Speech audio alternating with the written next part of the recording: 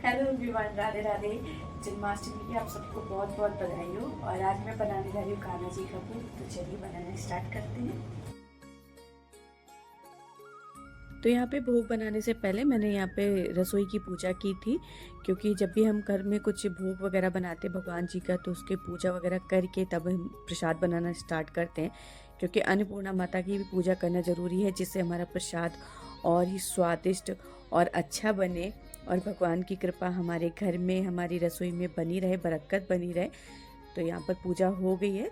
अब इसके बाद यहाँ पर हमने गैस जला ली और अब यहाँ पर सबसे पहले मैं बनाऊंगी पंजीरी। तो यहाँ पर मैंने 1 से 2 चम्मच यहाँ पर मैंने देसी घी डाला है, घर का बना हुआ। और उसके बाद हम मखाने यहाँ पर रोस्ट कर लेंगे। स्लो फ्लेम पे हम फ्राई करेंगे इनको, ताकि इनका जो क्रंच है वो अच्छे से बना रहे, मॉइस्चर जो है इसका बिल्कुल हट जाए। क्योंकि अगर मॉइस्चर रहेगा तो वो खाने में दांतों में लगेगा। तो यहाँ पे हल्के हल्के से फ्राई करने के बाद जैसे ही वो बिल्कुल अच्छे से फ्राई हो गया तो मखाने निकाल लिए। अब यहाँ पे जो बाकी ड्राई फ्रूट हैं, यहाँ पर मैंने एक छोटी कटोरी मैंने यहाँ पर बादाम लिया है और उतनी ही क्वांटिटी में यहाँ पर मैंने काजू लिए हैं। तो इनको भी अच्छे से हम फ्राई कर लेंगे, ताकि इनकी नमी बिल्कुल निकल जाए और ये अच्छे से फ्राई हो जाए। तो यहाँ पर क्वांटिटी हमें अपने अकॉर्डिंग रखनी है, बिल्कुल ऑप्शनल है कि आप क्या ड्राई फ्रूट आप यूज़ कर रहे हैं। जो आपको अच्छे लगें और जो अवेलेबल हो ईज़िली, आप उन ड्राई फ्रूट्स के साथ में आप पंजीरी बना सकते हैं। और यहाँ पर अब 1 चम्मच घी डाल के कोकोनट को भी हम यहाँ पे रोस्ट कर लेंगे। ये गोला लेकर आई थी 100 ग्राम का, उसको मैंने ग्रेट कर लिया था। आप चाहें तो आप देसी कोकोनट पाउडर भी यूज़ कर सकते हैं, बट मैं सजेस्ट करूँगी कि आप गोला लेकर आएँ, उसे घर पे ग्रेट करके बनाएं प्रसाद। क्योंकि हम लड्डू गोपाल का भोग बना रहे हैं तो जितना हो सके उतना शुद्ध रखें। और यहाँ पर ही मैं 100 ग्राम साबुत धनिया लेकर आई थी और उसको भी मिक्सी में मैंने ग्राइंड कर लिया था अच्छे से। बहुत ज़्यादा बारीक नहीं करना है, हल्का दरदरा रखना है।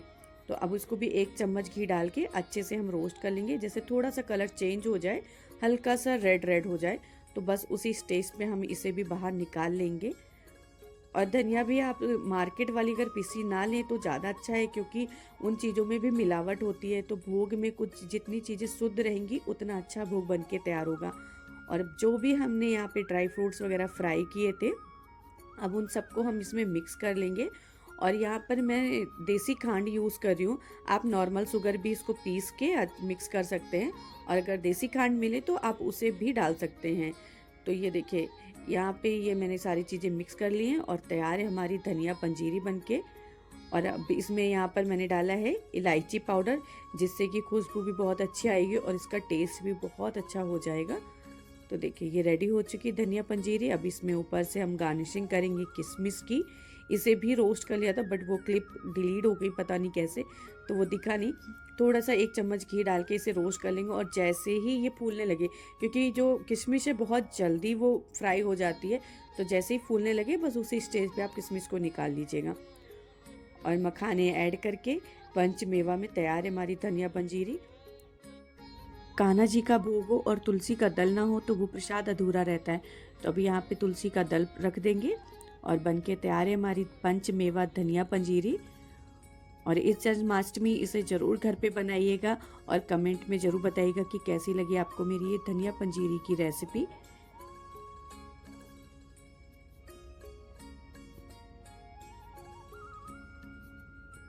चलिए अब बनाना स्टार्ट करते हैं पंचमेवा पाक। पंचमेवा पाक मतलब 5 मेवा से तैयार जो पाक तैयार होता है उसे पंचमेवा पाक बोलते हैं। और भोग वगैरह में पंचमेवा ही चढ़ता है। तो यहाँ पर मैंने सबसे पहले मखाने लिए हैं। क्वांटिटी आप अपने अकॉर्डिंग रख सकते हैं, इसमें मेज़रमेंट की कोई भी रिक्वायरमेंट नहीं है कि आप इतना यूज़ करें उतना यूज़ करें। जितना आप बनाना चाहें प्रसाद उसके अकॉर्डिंग आप यहाँ पर क्वांटिटी रख सकते हैं। तो अभी इनको भी अच्छे से हमने फ्राई कर लिया है 1 चम्मच घी डाल के। और हाथ से टूट के देखेंगे ना तो वो इजीली क्रश हो जाएगा, तो मतलब मखाना बिल्कुल रेडी है फ्राई होकर। और अब यहाँ पर 125 ग्राम बादाम लिए हैं, 125 ग्राम ही काजू लिए हैं। और इसको भी 1 चम्मच घी डालकर इसे अच्छे से फ्राई कर लेंगे। जैसे ही थोड़ा सा ये चेंज हो जाए, देखिए ब्राउनिश ब्राउनिश हो गया, तो बस इस स्टेज पे हम निकाल लेंगे। इनको फ्राई करने से क्या, एक तो इनका मॉइस्चर बिल्कुल हट जाता है, और जब हम मिक्सी में से ग्राइंड करेंगे या कूटेंगे तो ये ईजिली कूट जाएगा, तो परेशानी नहीं होगी। और अब इसके बाद 1 से 1.5 चम्मच घी डालकर हम किशमिश को भी रोस्ट कर लेंगे। किशमिश बहुत जल्दी फूल जाती है, फ्राई हो जाती है। तो गैस की जो फ्लेम है, सारी स्टेज पे आप जब भी ड्राई फ्रूट आप फ्राई करेंगे तो बिल्कुल स्लो ही रखिएगा ताकि वो जले नहीं। और किशमिश पे तो स्पेशली ध्यान दीजिएगा क्योंकि बहुत जल्दी फूल जाती है, फ्राई हो जाती है। तो बस इसको भी बाहर निकालेंगे। और अब जो घी बचा हुआ था किशमिश का, उसी में ही हम ये गरी भी फ्राई कर लेंगे। और अब 1 चम्मच घी डालकर यहाँ पर हम फ्राई करेंगे मगज, जो कि खरबूजे के बीज होते हैं। तो मेवा पाक में खरबूजे के बीज का ना टेक्सचर, जो टेस्ट है वो बहुत अच्छा आता है। तो इसलिए आप इसे डाल सकते हैं, ये ऑप्शनल है। आप यहाँ पर गोंद भी यूज़ कर सकते हैं, तो उससे भी उसका टेस्ट बहुत अच्छा आता है और वो हेल्दी भी बहुत होता है। तो आप गोंद भी डाल सकते हैं। और यहाँ पर मैं यहाँ पर चाशनी बनाने जा रही हूँ। तो चाशनी जो इसका सिरप है, उसका कोई ये नहीं है कि आपको 2 तार या 1 तार की बनानी है।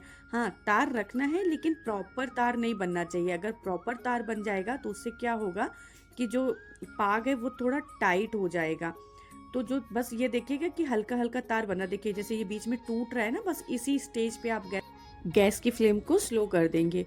और जो भी हमने यहाँ पर मखाने, ड्राई फ्रूट्स वगैरह सब हमने फ्राई किए थे, उनको हम हल्का सा दरदरा कूट लेंगे।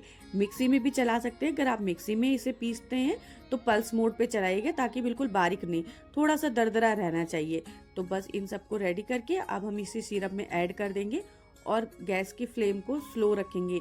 तो ये मैंने पहले नीचे उतार लिया था क्योंकि ऊपर मिक्स करने में प्रॉब्लम हो रही थी। और अब इसमें ऐड करेंगे इलायची पाउडर। तो ये भी मैंने दरदरा ही कूटा था।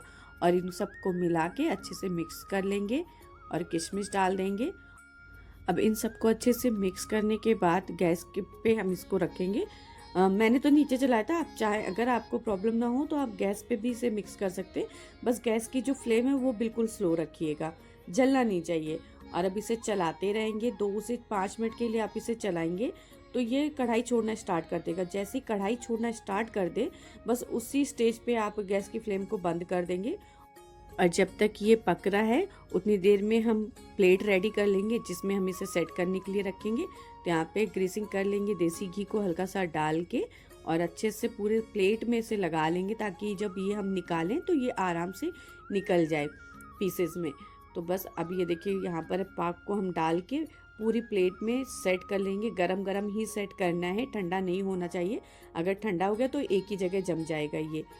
तो ये इवनली स्प्रेड करके प्लेट में इस तरह आप स्पैचुला से करेंगे ना तो स्पैचुला में लगेगा नहीं। चमचे वगैरह में क्या होता है कि वो लग जाता है तो इवनली स्प्रेड नहीं होगा।